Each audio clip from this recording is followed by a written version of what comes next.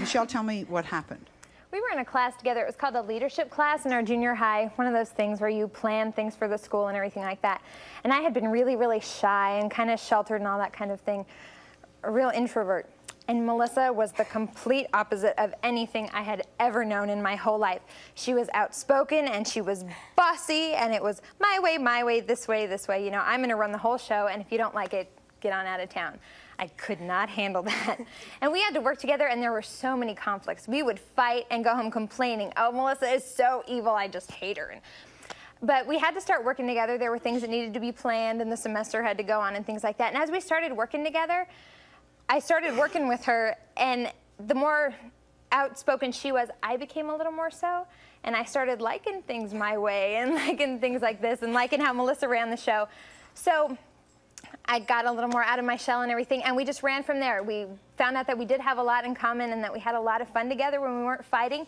And ever since when we weren't fighting is the key. Well, you see, best friends can fight and still be best friends. Yeah, we've learned that. We do that sometimes. Melissa, did you become more quiet if she became more loud? No, okay. Not really. I know Michelle helped you through some very difficult times. Will you share them with us?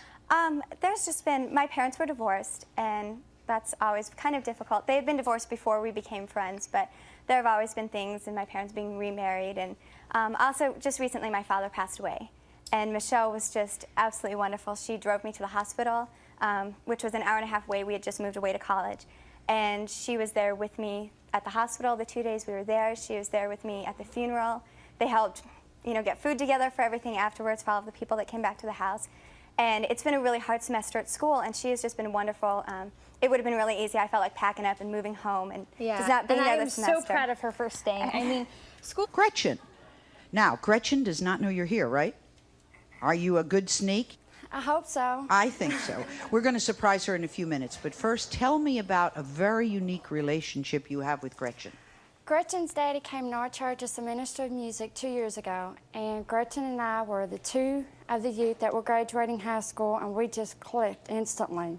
I mean, just like it was meant to be, like God put us two together, and it's always been like that. And Gretchen has just been there through some of the roughest times of my life, and has just been the rock when I needed somebody to lean on. When you say that she helped you through some very difficult times, can you tell us about them? When I went away to school, my freshman year in college, I was very homesick. I'd never been away from home, and I called Gretchen every night in tears, just crying to come home. And she kept telling me to hold on, and, you know, holidays will be here, and I'll get to come home. And then I was mugged at school and beat up pretty bad, and Gretchen was there the night I called her and told her what happened, and she said if I could get there in 4 hours, I'd be there for you. And I just had major jaw surgery and was wired shut for 6 weeks. And Gretchen was getting married the very next week, and instead of doing the normal bridal stuff and getting nervous, she was more concerned about me than worrying about her own wedding. So she put her wedding plans on hold. I also understand that Gretchen did something special for you during the wedding ceremony. Bad enough you made her put off the wedding. Now you're in the ceremony. The following week, Gretchen got married, and she thought that it was so great that I could come to the wedding, considering how sick I was and that I couldn't eat and I couldn't drink. During the wedding, she had my favorite song, which is Amazing Grace, dedicated to me in the wedding. In her wedding? Yes. Christy, Gretchen doesn't know that you're the friend who's here to see her. So we're going to ask you to go backstage for a few minutes and out beautiful Vesta.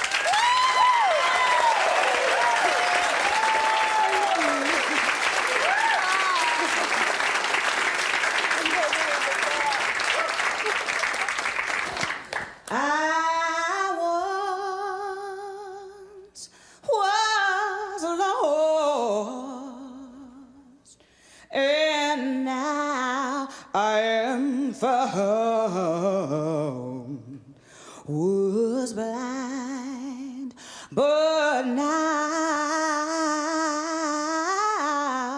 I see amazing. Linda is here today to tell us about her special friend, Vicki. She hasn't seen her best friend in close to a year, and we're going to surprise her. Melinda, tell me about your relationship. Well, like you said, I haven't seen Vicki. It'll be a year next month. Vicki is, gosh, everything you could imagine in a person. She's kind, she's gentle, she's giving, she's caring. I could go on and on about I may Vicki. marry her. I understand she's always been there for you, especially during tough times. Yes, What she happened? has. Well, the biggest thing I could think of is back in 1987, I had a boyfriend and we had become really serious, and I became pregnant. And he told me to have an abortion or get lost. He never wanted to see me and my child. And me being grown up with morals like I did, there was no way I was going to have an abortion. So I got lost. I could have gone home to live with my mom and dad, but they're very religious, very big in the church, and I was afraid of embarrassing them and putting them on the spot within the church. So really, I didn't know where I was going to go. I didn't ask Vicki for anything. I would never dream of asking her. I just figured, I'd leave it in God's hands and he will take care of me. And basically he did. Vicki came to me and didn't ask if I wanted to live with her. She told me I was going to live with her. And due to the pregnancy, I was too ill to hold a job. And I tried to have a job, but just had to leave due to being sick all the time. Vicki took care of me. I mean, really took care of me for the whole 9 months. Paid my bills. Wow. She supported you. She supported me in completely. All ways. In all ways. Do you think Vicki has any idea that you're the one who's here? The new book deals with a compilation of very unique stories on friendship. How many stories did you encounter where the sisters were the best friends? Well, there are a lot of stories, Sally, where sisters are the best friends. But you know what friendship really is the sisters we seek. Ah, right. I don't have a sister, so I couldn't be my best friend.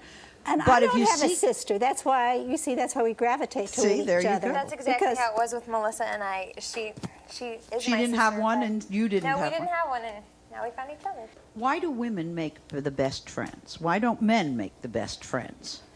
Well, look, Sally, I like men. I mean, I even love a few here and there. But... And I think men do make good friends, and I'm happy to say I do have men who are good friends. But there's something between us women. From the time we're little girls, we nurture. We play with dolls, we emulate our mothers, and that nurturing spirit, I think, goes all through our lives. Michelle, you and Barbara became very good friends. I want to remind everyone that Barbara, by the way, is in our green room and has no idea that her best friend from the 3rd grade is here to be reunited. Tell me about Barbara. Well, like you said, it was grade 3 in St. Philip's in Toronto.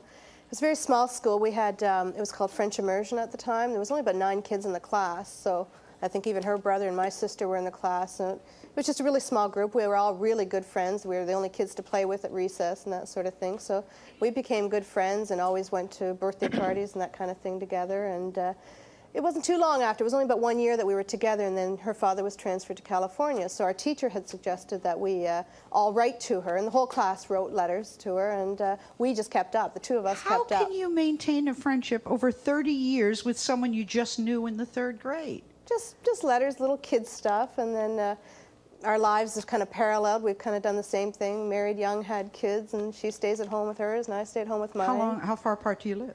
She's in California. I'm just outside of Toronto now. And in 30 years, you never got to see each other? Never got around to it. And you've kept one of the first letters that she sent you? I think so, actually. When I went through my stuff, I was surprised I really kind of had this How one. old was she? It's 1968, so we're 10. We're 10 years old. My goodness. Go ahead and read it. Okay. It's kind of funny because it's little girls talking. It reminds me of what my daughter might have done. December 1968. And she wrote... You mean before I met you, there was somebody? Who? Well, there was the boy in 2nd grade. You don't know about him. What's his name? The boy in 2nd grade? That's a tough one. Jeffrey, I think. Jeffrey. And then? Peter, Paul, Mary, John. We skipped the 3rd and 4th grade. Oh, They were Harriet. fallow years, right? This is only a 1-hour show.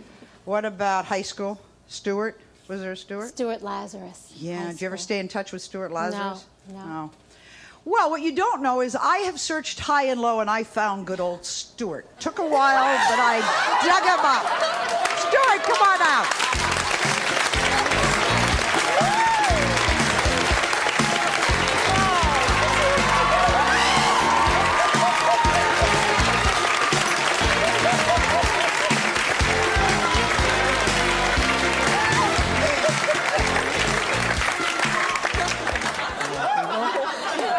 Doing well.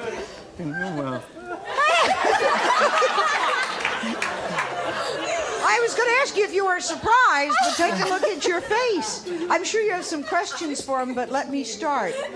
Stuart, were you the guy in the second? What have you been doing since high school? Let's see. I graduated from college, taught for a couple of years, then changed careers. I was interested. Are we friends? Yes. Yes, we are Yes, very we are. close friends. The best.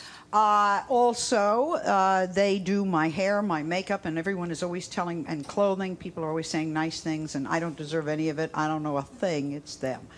Well, Aw. they took our guest, Melissa, early in the show for a new look makeover, and they're going to share the results with us. So let's take a look at Melissa before the makeover. There she is. Michelle, you ready to see your friend? Yeah, I'm really excited. See what they've I can't done? wait. Okay. Melissa, come on out and show us the new you.